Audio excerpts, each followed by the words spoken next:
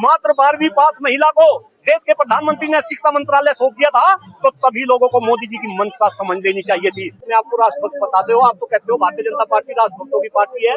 ये राष्ट्रभक्ति है? झूठे वादे करते हो, बच्चों के ऊपर आप अत्याचार कराते हो। भाई आपने आंदोलन नहीं करा कभी इस देश में? आपके ऊपर इस तरीके के अत्याचार हुए जब तो छाती पीट का वहाँ जो है अन्ना के आंदोलन में, रामदेव के आंदोलन में आप जाया करते थे।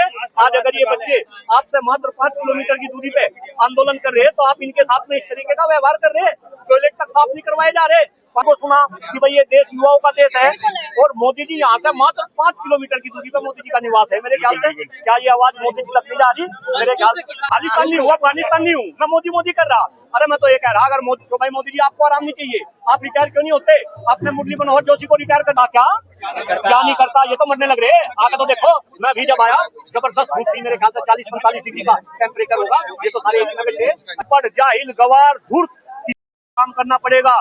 शिक्षा व्यवस्था के अंदर जो 4 मेन पिलर है, जिनकी मैं पूरे हिंदुस्तान में बात कर रहा, उसमें शिक्षक सबसे महत्वपूर्ण, प्रबंधक, अभिभावक, छात्र छात्राएं, आपको इनको मजबूती देनी पड़ेगी। आपको शिक्षा व्यवस्था पे आपको बजट बनाना पड़ेगा।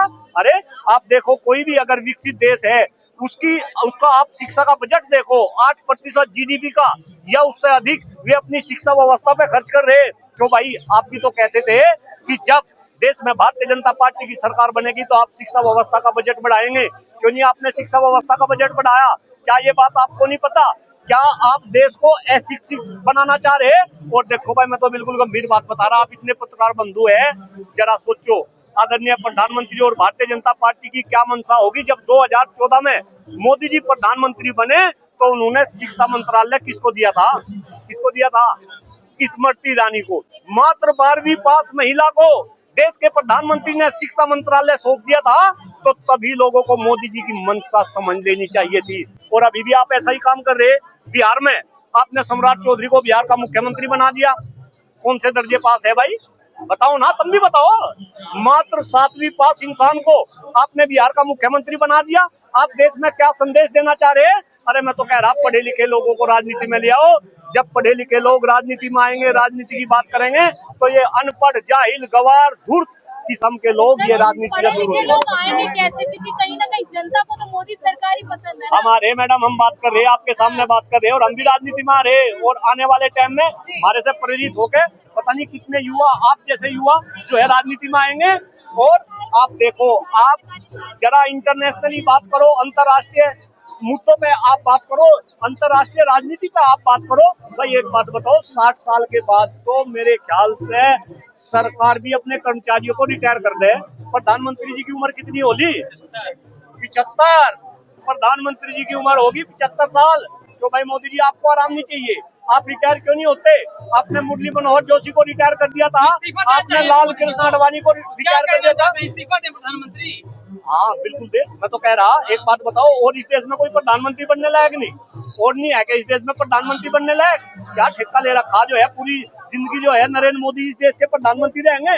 और उन्होंने तो खुद कानून बनाया था कि 70 साल से ज्यादा उम्र के वालों को गुरु बना रहे हैं, देश तरक्की कर रहा है, तो क्या जरूरत है? कर रहा। अभी देखा ट्रम्प ने क्या कहा, ट्रम्प ने क्या करा है देश में। तो कई बार ऐसा लगता है कि नई दिल्ली से नहीं चल रहा, ये देश अमेरिका की राजधानी वाशिंगटन से चल रहा है। वो कहे कौन? ट्रम्प। वो कहे मैं युद्ध रुकवा दिया, ऑपरेशन सिंदूर, मैंने फोन करा, युद्ध रुक गया। इसके बाद में कहाँ से तेल खरीदना, कहाँ से तेल नहीं खरीदना, कहाँ से तेल खरीदना, कब बंद करना, ये ट्रम्प बता रहा। और अभी पता क्या कहा? वो पर्ची देख देख के मोदी जी बोल रहे थे, देखा आपने? देखा? विश्वगुरु है हम, हैं? अरे इनकी टाइट हुई फिश हो रही, और आप भी इस तरीके की बात कर रहे हैं। मुझे तो ऐसा लगे मोदी जी ने कुछ पैसे वैसे दे रखे क्या? कुछ दे रखा के पैसे वैसे मोदी जी ने?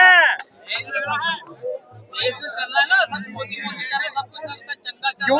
मैं देश का आदमी नहीं, मैं पाकिस्तान नहीं हूँ, खालिस्तान नहीं हूँ, अफगानिस्तान नहीं हूँ, मैं मोदी कर रहा। अरे मैं तो ये कह रहा, अगर मोदी जी कोई अच्छा काम कर रहे तो आप उस खालिस्तान नहीं हूँ, अफगानिस्तान नहीं हूँ, मैं मोदी कर रहा। अरे मैं तो ये कह रहा, अगर मोदी जी कोई अच्छा काम कर रहे तो आप उसकी तारीफ करो, हैं? अगर मोदी जी ने 1-2 अच्छे काम कर रहे तो हम उसकी तारीफ करो। लेकिन कम से कम मोदी जी से ये भी तो पूछो कि जो अच्छे काम आपने नहीं करे, वे काम क्यों नहीं करे? गिनवा दूं काम, गिनवा दूं क्या काम? क्या करने थे? अरे मोदी जी कहते हैं भ्रष्टाचार खत्म कर देंगे, महंगाई खत्म कर देंगे, 2 करोड़ युवाओं को रोजगार दे देंगे, देश में बुलेट ट्रेन चला देंगे, स्मार्ट सिटी बना देंगे, देश में जनसंख्या नियंत्रण कानून बना देंगे, सम शिक्षा व्यवस्था लगा देंगे, गंगा को निर्मल एवं पवित्र कर देंगे। हुआ कोई काम? हुआ क्या? सुरक्षित हो गया। बस हिंदू सुरक्षित हो गया हो भाई। अब मुझे हिंदू मुस्लिम पे ले जाओ, इतना बढ़िया मुद्दा यहाँ पे चल रहा, शिक्षा व्यवस्था की बात चल रही, और हिंदू मुस्लिम पे भी ये थारा हमारा बेवकूफी बना रहे। सुन जाओ हिंदू मुस्लिम की बता दूं। अपनी लड़की तो दे रखी मुसलमानों के, और मुसलमानों की लड़की दे रखी अपने यहाँ, और हमें ये हिंदू मुस्लिम में जावे। देखा अभी राम मंदिर में क्या हुआ, कितने का घोटाला हुआ राम मंदिर में। सब पकड़े जाएंगे। हाँ, सब पकड़े जाएंगे, सब पकड़े जाएंगे भाई। मोटा पैसा दे रखा, मोदी जी की तारीफ कर रहे। अरे शर्म नहीं आती तुम्हें शर्म नहीं आती? मीडिया तो लोकतंत्र का चौथा स्तंभ होता है, तुम सारे के सारे बिक रहे, तुम सरकार का तोता बन रहे। अरे तुम क्या बात कर रहे? हमें नहीं बहका सकते, हम नहीं बहकने के। हम कह रहे हैं अगर मोदी। सवाल ये, क्या 3 दिन से प्रोटेस्ट चल रहे हैं, आप लोगों का इस्तीफा ले पाएगी सरकार? नहीं, बिल्कुल देखिए, इन बच्चों की जो भी डिमांड है वो मेरे ख्याल से वो डिमांड इनकी पूरी होनी चाहिए। और मेरे ख्याल से देश के प्रधानमंत्री जिस तरीके का गर्व युवाओं पे करते हैं, मैंने तो कई मंचों से मोदी जी को सुना कि भाई ये देश युवाओं का देश है, और मोदी जी यहाँ से मात्र 5 किलोमीटर की दूरी पे मोदी जी का निवास है। मेरे ख्याल से क्या ये आवाज मोदी जी तक नहीं जा रही? मेरे ख्याल से किसानों को आह्वान किया गया कि जंतर मंतर आए, क्या कहेंगे? एक बात बताओ भाई, आंदोलनकारी होगा वो तो सब आह्वान करेगा, कुछ गलत कर दिया कि इसमें भी कुछ गलती कर दी के मरता क्या नहीं करता, ये तो मरने लग रहे। आगे तो देखो, मैं भी जब आया जबरदस्त धूप थी, मेरे ख्याल से 40-45 डिग्री का टेम्परेचर होगा। ये तो सारे एसी में थे, और ये बच्चे यहाँ पे जो है धूप में, इनके पास में पीने के लिए पानी नहीं, इन्होंने लाइट काट रखी। मैं भी पीछे वाले टॉयलेट में गया, टॉयलेट इतना गंदा हो रहा, अगर मोदी जी आके उस टॉयलेट में एक बार घुस जाएंगे तो मेरे ख्याल से 2 मिनट में ही बेहोश हो जाएंगे। क्या ये नहीं दिखता? ये अव्यवस्था ये फलाने का काम कर रहे हैं, कैसा काम चलेगा? तो भाई मोदी जी, आपने आंदोलन नहीं करा कभी इस देश में? आपके ऊपर इस तरीके के अत्याचार हुए, जब तो छाती पीट के वहाँ जो है अन्ना के आंदोलन में, रामदेव के आंदोलन में आप जाया करते थे। आज अगर ये बच्चे आपसे मात्र 5 किलोमीटर की दूरी पे आंदोलन कर रहे हैं, तो आप इनके साथ में इस तरीके का व्यवहार कर रहे हैं। टॉयलेट तक साफ नहीं करवाए जा रहे, पानी तक इन बच्चों को जो है नहीं आप पिलवा सकते। भाई ऐसा नहीं होना चाहिए, ये नहीं होना चाहिए। और मैं देश के प्रधानमंत्री को ये कह रहा कि हर दिन किसी के नहीं होते।